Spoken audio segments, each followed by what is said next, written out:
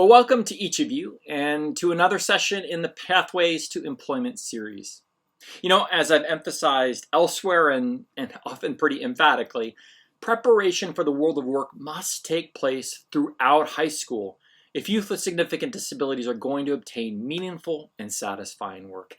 This is the recurring theme of research and professional practice. It's that strong partnerships with community employers, it's critical to equipping youth well for the world of work. The better that we engage people who are in this position to eventually hire and support and promote our students, well, the more likely paid employment will follow after graduation.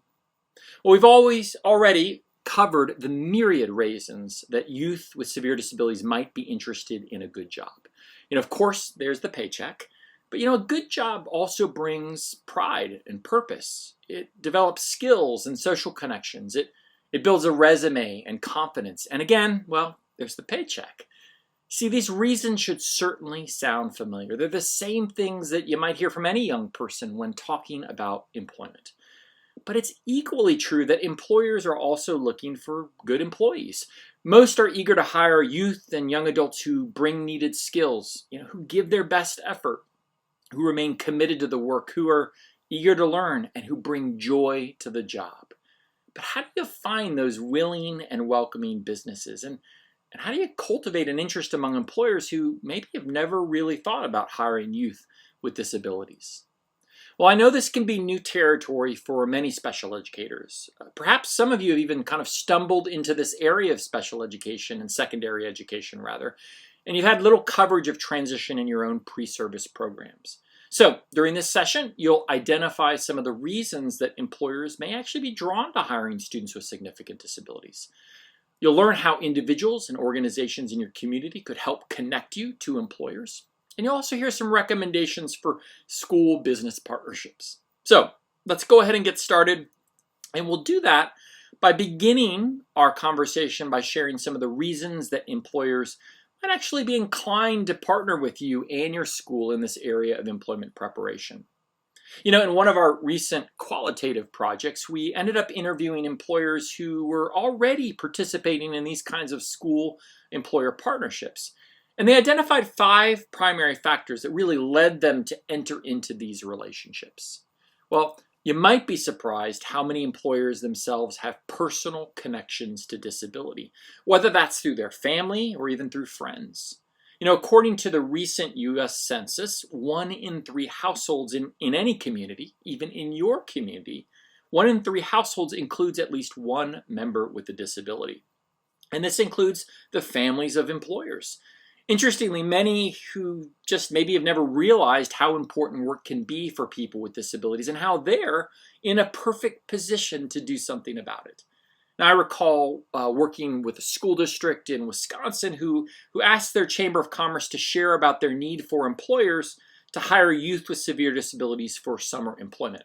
Now, that announcement went out to hundreds of employers in the area, and it was interesting that a noticeable number of them reached back out to the school saying, I'd love to help with this. I have a family member with disabilities myself, and I never really thought about the role I could play in addressing some of these employment needs within our schools. Well, second, some employers may be motivated by this sense of kind of social responsibility. They might be drawn to helping people on the margins make their way into the heart of community life and into the workforce by having a role in breaking down barriers in their community, or even just wanting to model to this watching community what it really means to take seriously this commitment to diversity. Well, most of the employers we talked to said that what made the major difference was actually the fact that someone from the school just reached out personally to them. It was that initiative of the school that was really the impetus for their willing response. Otherwise, that opportunity might just never have really made it onto their radar. So finding small ways to introduce or expose employers to this possibility, that was said to really make a big difference. Now, others spoke about how having years of experience of their business just made them more confident about having a student with significant disabilities join in on the work. In other words, their own deep familiarity with required tasks and key responsibilities and scheduling, that really led them to be more confident in introducing students into their own workplace. And finally, some employers spoke just about the culture and the commitments of their workplace. They felt like, when the attitudes of coworkers were already kind of aimed toward acceptance, that they felt more comfortable bringing students into that kind of context. So the question for you is, who do you know who might fit one of these descriptions? Where would you go to find such a person that is reflected in these kinds of motivations and factors as well? And I know there are others that you could name. I could as well, but perhaps this just kind of gets your creative juices flowing a little bit. Well, the old way of appealing to employers to hire youth with significant disabilities often played on this kind of charity mindset. Would you be willing to help these students? It would do them a lot of good. It would show you're a good citizen. And, you don't have to really worry about a thing or change anything. We'll make it as easy as possible. But I think there's a better case to be made. One that highlights the ways in which employers themselves can benefit from making this investment in hiring youth with disabilities as a win-win endeavor, as a disability advantage in a certain sense. Well, many employers talk about the ways that youth with disabilities can actually boost productivity at their business and how they, like anyone else, can help get important work done. And of course, this follows only when students are really well prepared and well supported on the job. Now, other employers spoke about the economic advantages of partnering with schools. They maybe initially wondered, what's it going to cost to provide the extra training and support that certain students might need? But they were delighted to learn that job coaches and check-ins and ongoing support wouldn't cost them a thing. The economic barrier to considering this opportunity was overcome when they learned about those kinds of supports. Well, third, employers also tend to mention kind of the culture change that this kind of investment can make. When a good match is found, it can really have a positive impact on the attitudes and the excitement and the relationships that are occurring within businesses. In other words, it changes the culture in positive ways. Well, I think when there's kind of tested school partnerships and they're in place, that can also create a much more predictable hiring pipeline for businesses. So in those seasons of our economy when jobs are really plentiful but workers are few, this kind of relationship or partnership can actually be a real boon to employers. So some employers actually end up hiring students who are just participating in kind of a temporary job training at their site. And other employers start to become more open to hosting other students as well. Well, we even heard some employers talk about how partnering with schools around job training for youth with significant disabilities actually taught some important things to their team. They talk about how coworkers, for example, learned firsthand about the value of diversity in the workplace and perhaps even gained a greater awareness about disability in general. And of course, there are others who just talked about how rewarding it was to be part of helping youth transition to adulthood and promoting their inclusion in the community. It aligned well with the values and commitments that they already held. Well, are you convinced this can be a win-win situation? And if you're not, just consider speaking with some employers in your community who have made that kind of hire in the past, who have hired youth with disabilities, and ask them why they did so and really what they would recommend in terms of how you might pitch that opportunity to others as well. Well, there's a good reason to be optimistic, and I think more and more employers are stepping into the space of offering an inclusive workplace. There's a strong case that you can make for why these kinds of movements make good business sense, but you have to be able to connect with these employers to provide them with this opportunity, to introduce them to a new opportunity for them. Well, what might that look like, and who might be able to help? What are the new networks that might provide the right connections for you? And so what I'm going to do is highlight 5 or 6, maybe even 7 possible partnerships to consider that exist in your own local community. And there are chambers of commerce, civic organizations, faith communities, employer liaisons, local advisory teams, career and technical educators, and community conversations, which we've talked about in a prior session as well. So let's start with chambers of commerce. They, of course, have a presence in communities all across your state. They're a network of businesses that are essentially working to further advance the interest of those businesses, but also the economics of the city or the town in which they're located. These are groups that usually consist of kind of a broad cross-section of industry sectors in your community, and they usually provide extensive networking opportunities for people who are part of them, and that can be an asset to you as you think about networking in your own community.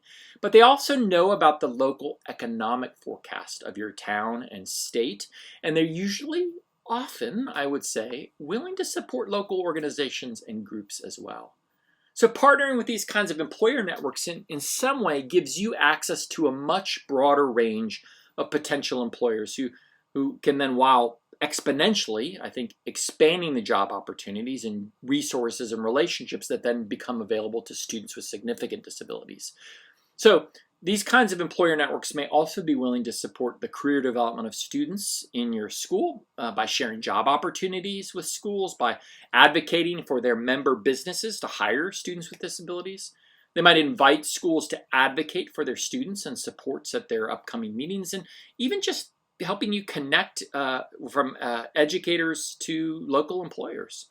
Let me show you what I mean as I talk about each of those. Because in one of our studies that we did a number of years ago, actually in your northerly neighbor of Wisconsin, we asked local chambers of commerce about the ways in which they'd be willing to partner with local schools to promote the employment of youth with disabilities. And we were struck by how many were willing to help in creative and impactful ways, if only they were asked. So I want you to consider a variety of opportunities here or activities. Consider inviting your local chamber to partner with you to co-sponsor a job shadowing day or a career exploration event for youth.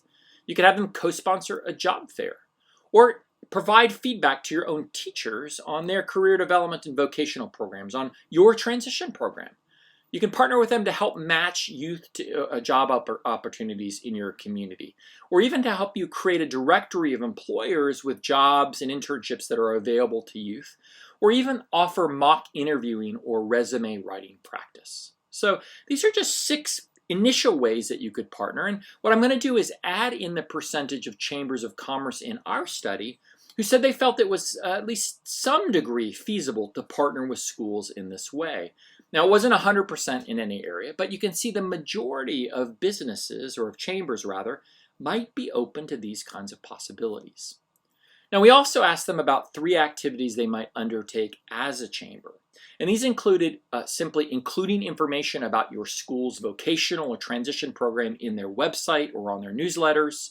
It included inviting guest speakers like you from the high schools to talk about the employment needs of youth with disabilities at one of their upcoming meetings. And often they aren't even aware of these needs that exist right in their midst. And another idea is simply to have them help raise funds for the local high school to expand their employment and transition programs. And again, like I did on the prior slide, I'm going to add in the percentage of chambers of commerce who said that these might be feasible. Now, as you can see, there's much less enthusiasm for helping you raise funds, but even there, it's not zero enthusiasm at all. Well, we also asked chambers about 5 ways that their organization could help identify employers within their network who might be willing to offer job shadow experiences to your youth, or who'd be willing to speak with other employers about the positive experiences that they had hiring youth with disabilities, kind of sharing their own testimony about the difference that this made. They talked about identifying employers who could provide paid or unpaid work experiences for youth with disabilities. And maybe they would even meet with schools like yours to talk with youth with disabilities about what businesses are actually looking for in employees. What is it that makes them hireable and desirable when they apply? And finally, they could identify employers who are willing to just develop on-the-job training programs. So here too, chambers vary in the degree to which these would be feasible for them, but most indicated that's at least some degree of possibility, and it's one you might want to explore. Well, finally, we asked about 4 areas in which they might be willing to invite you, teachers, to talk with their employers about the benefits of hiring youth with disabilities. And remember, we've already covered some of these on one of the earlier slides in the session, the win-win of hiring people with disabilities, or the business case. They'd invite you to talk with them about the supports that schools might provide to employers who are willing to hire youth with disabilities. Or maybe they would want to hear about the ways that they could better recruit youth with disabilities as employees, or even to learn more about the kinds of tax incentives that might might go along with hiring people with disabilities. So again, this is a place where it seems like chambers are very willing to invite you in to talk with the employers that are part of their network. So in all of these areas, I'd say there's a general willingness, but most chambers actually reported not actually getting these opportunities. They're going to need invitation. They're going to need guidance to do these well. In other words, they're promising approaches, but they're untapped partners in promoting career development and early work experiences for youth and with and without disabilities alike. So think about how you might more actively involve them in your own career development efforts. Well, there are other organizations that could also be seen as mini networks of employers or people who work in various businesses throughout your town or city. For example, most communities are home to a whole host of service and civic and leadership and fraternal and charitable groups that are deeply committed to supporting community initiatives that themselves are comprised of a wide variety of community leaders and whose members may actually have connections to just about every corner of your local community. So take a closer look at the signs that kind of stand at the city limits of your own town, like the ones I put up on the screen. You've seen those signs, you passed by them before, but they have all those little symbols and signs of community foundations or groups like Exchange and Lions and Knights of Columbus or Kiwanis or Moose or Rotary or Optimists or United Way, and on and on and on. These are groups that are filled with people who can really be instrumental in helping your school do things like identify volunteer opportunities in the community or connect to internships. They may be comprised of people who provide mentorship to students around particular types of jobs. They can address transportation needs in clever ways. Many are willing to offer small grants or funding, or just provide other resources that could be helpful to transition-age students with severe disabilities. Now, obviously, these collaborations are going to require some work to form, but I've seen some really creative ways in which schools are tapping into these groups of people who also love and care about their community. For example, you might do something like share those one-page profiles that we talked about in an earlier webinar. You might share those one-page profiles of your students at meetings of these civic groups to see what jobs or connections come to mind for them. Well, and then there's faith communities, and maybe you're surprised to hear religious congregations named as potential contributors to transition efforts, or you might even just be saying, of course, that makes a lot of sense. The thing is that faith communities often help their members who are out of work make their way back into the workforce, but they often don't think about doing that when it comes to youth with disabilities. And the thing is that faith communities have this really ubiquitous presence in every community across Illinois. In fact, there are more than 12,000 congregations across the state, and that's particularly true in rural communities. So here's the opportunity. Most individuals find jobs through people they know, or through networks with whom they're familiar. And every congregation, it turns up, is made up of networks of people who are themselves connected to networks of people. And so for those students and their families who are already attending a local faith community, there are some interesting opportunities that arise here. And let me illustrate what I mean. The average size congregation has about 180 or so members or attenders. So you start to think how many potential employers within the community might even be represented in a small congregation. That congregation is filled with employers and employees who are connected to organizations and businesses all throughout your community and who might be inclined to kind of help one of their own, a student involved in their own congregation. You see, one of the primary barriers to employment is the difficulties that schools and agencies have in finding employers who are just willing to make that hire. And maybe they don't have to go it alone. Maybe that kind of connection or willing employers might emerge out of the connections a student or their family already has.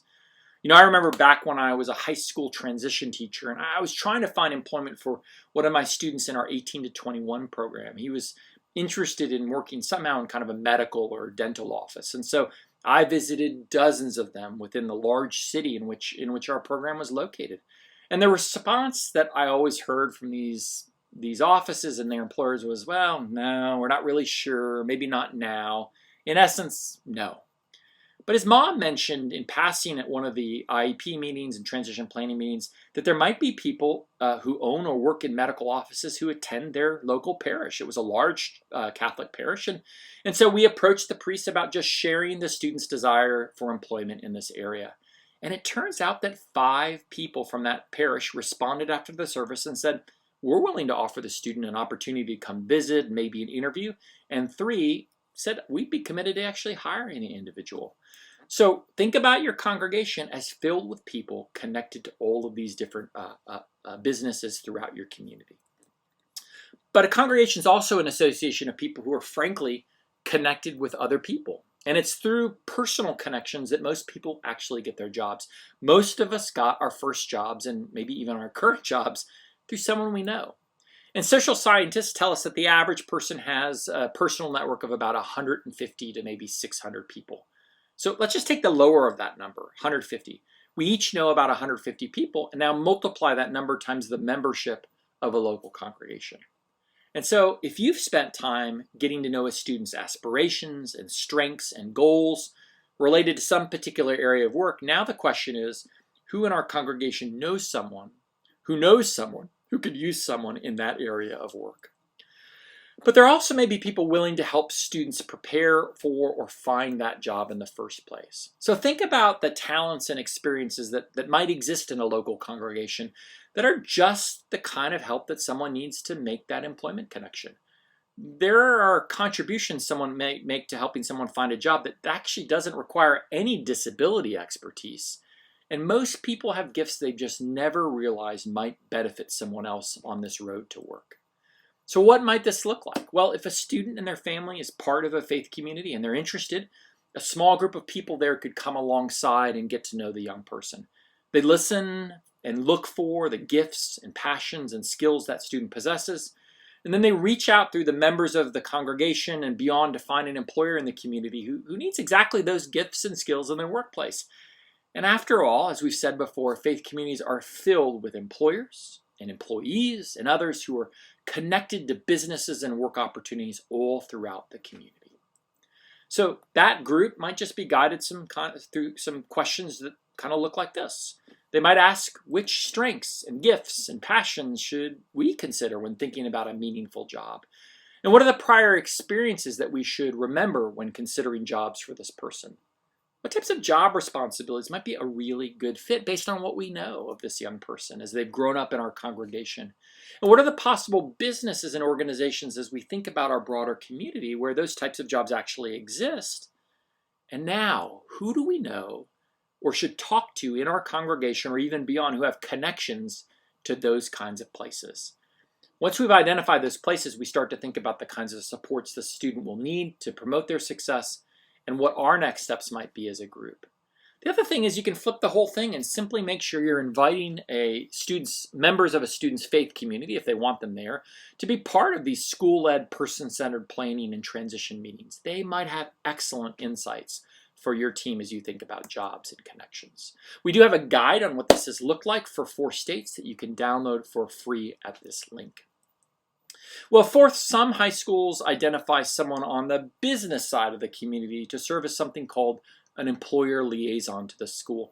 This is a person who's usually pretty well known and well connected within the local community, kind of like a prominent business owner, for example. Someone that people just kind of know when they're mentioned, for example. Now, remember back to that previous webinar session that we had on connecting youth with significant disabilities to summer employment. Now, in that project, high schools identified 1 or 2 people in the community whose role was to learn about the interests and the strengths of students with significant disabilities who wanted to find paid work. So these employer liaisons thought about and then they suggested other employers who could use someone with those kinds of interests and strengths. And then maybe they just made a call on the school's behalf or suggested people that the teacher could reach out to. In a sense, they're kind of like employment matchmakers in a sense. And this is huge for a busy school staff like you, who often find they have little time to comb the community for jobs that would be really strong fits for their student. And it doesn't require asking employer liaisons to become experts in the area of disability. You already have that expertise. It actually just taps into the expertise they already know. their connections, their willingness to ask and be an asker and make connections on behalf of students. Well, collaborations with adult agencies and community partners are absolutely critical to improving the employment outcomes of transition-age youth. So a fifth partnership involves the establishment of a local employment or transition advisory team that essentially brings together a cross-section of business owners. Could bring together career and technical education staff and also special educators, along with agency staff and others, all together to essentially work together to identify viable work opportunities and supports for youth and young adults with disabilities in their school. In other words, it's about a community banding together in informal ways to reflect on and address the employment-related needs of youth with significant disabilities. Now, there are so many different variations of the sort of community-level transition groups out there that you really have room to create something that matches the needs and assets of your local community. For example, there's something called the CIRCLES model, which stands for Communicating Interagency Relationships and Collaborative Linkages for Exceptional Students, so CIRCLES. And it's really a practical approach through which schools collaborate at three levels: the IEP team level, the school level, and then the community level. And it's this latter level where I think key players in the community can really convene in some impactful ways. Now, the primary purpose of this community level team is to just more closely align secondary transition services and adult services in much more seamless ways. And then to identify solutions to kind of the pressing barriers that we're seeing to transition in these collaborative ways. So you might have a team that maybe meets quarterly to address particular challenges related to what students are encountering in their preparation for the world of work. Or maybe they gather to identify community resources and assets that could be drawn upon to this end. They often create and refine interagency service agreements, and they usually discuss issues related to the employment of students in that particular community. So you can learn more about this approach at the University of North Carolina at Charlotte's project website, which talks about the CIRCLES model. And likewise, Transition Tennessee at Vanderbilt University has excellent resources that can guide you in designing and implementing your own local advisory team related to employment. And really, 6, don't overlook resources within your own school or district. You know, career and technical educators, those CTE educators for short, they can provide great insights and connections to so many community employment partners. So think about their primary role. It's to prepare youth for a wide range of strong wage and high demand careers. So that means they're already working to create opportunities and real life experiences for students at your school, ones that build awareness and preparation for these various career fields.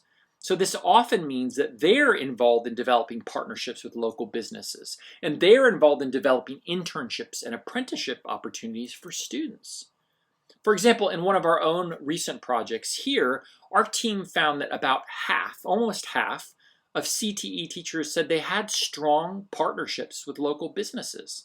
Now, almost all of the remaining CTE teachers said they also have partnerships, but they were a little bit more limited, for example. And then on the other side of this, 70% said they had strong partnerships with local colleges and technical programs. And you think about these are places that offer all these additional opportunities for work-related training. Now, of course, again, the rest had partnerships with those, but they didn't describe them as very strong or more limited. So, invite CTE teachers at your school to join you for lunch or meet you outside of school for a cup of coffee and ask about their employer connections that they've developed, ones that perhaps could be beneficial for students with significant disabilities. And you might be surprised what you learn. Well, if this sounds like it could be a whole lot of work to meet with all of these 6 previous groups and networks, well, don't worry. In the final session of this webinar series, I cover a creative approach for convening these and other community members using an approach that we call community conversations. It's an asset-based way of identifying and engaging a diverse group of local stakeholders in addressing the employment needs of youth with disabilities at your school. So check out that session and you'll learn actually how chambers of commerce and local civic groups and faith communities and employer liaisons and local transition teams and career and technical educators, along with others, can all come together to start to stitch together this very diverse but often dispersed network of promising people who are right in your own backyard. So I want to bring this session to a close, and I'll do that by just ending with some of the recommendations that employers in our project have offered to schools that want to partner with them on establishing job training and paid employment sites for students and even for their graduates with significant disabilities. So their first piece of advice: be familiar with business industries and trends and needs before you approach employers about beginning a partnership. And if you're not sure about business industries in your community or trends or needs, where can you go? Talk to your local chamber of commerce, and they can give you those kinds of insights that help you figure out perhaps which employers to approach. And second, meet with employers in advance to define your expectations and address the kinds of concerns that they might have prior to beginning that partnership. Not everyone is going to jump at this opportunity. They might have reluctance about partnering with a school or hiring students with disabilities. They might worry about liability or safety or professionalism or productivity. These are concerns that people bring that you can help address those concerns through conversation and examples. Now, third, discuss opportunities for partnership with human resources directors and supervisors and business owners. You gotta be persistent here. Often the frontline person that you meet when you walk into that business may not be the right person who's in the position to make decisions about those partnerships.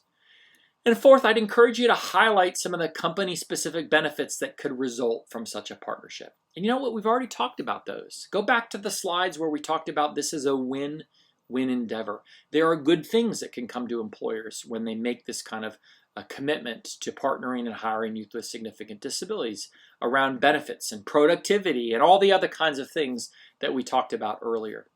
And fifth, make sure that classroom staff or job coaches are available to support students at the workplace. A lot of worries that employers have are we going to have the time or the resources to really support students to launch well? Can we provide that individualized and intensive support that might be needed for some students? And when you can assure them that that's part of the role you will provide as a staff or in partnership with community agencies, that goes a long way to alleviating those concerns. Well, 6, maintain open and ongoing dialogue before and during and after a partnership is established. That's often a place that we start off strong on, and then over time, we sometimes let go a bit. And the thing about businesses is, like so many other places, there's turnover. Employees come and go. Hiring managers come and go. And so you have to keep that communication open all along the way. And it's long haul work. Well, finally, make sure you're conducting the kinds of assessments with your students that identify their strengths and interests and abilities, and then know them well enough to communicate those to employers. That's the basis on which employers hire youth. It's on the basis of those strengths and contributions. You got to be fluent in those and communicate those well to them. Well, I hope the ideas and the recommendations shared during this session will really equip you to develop these effective partnerships with local businesses all throughout your community. You see, the transition to employment is just not a place to go it alone. It's not a place to venture independently. Think about how you might draw in new partners who can help you elevate employment outcomes for all of your students, because the right partners will make all of the difference in the long-term outcomes for your youth during school and well beyond into adulthood. So I hope this has been helpful, and I look forward to seeing you on some of the other sessions in this Pathways to Employment series. Thank you.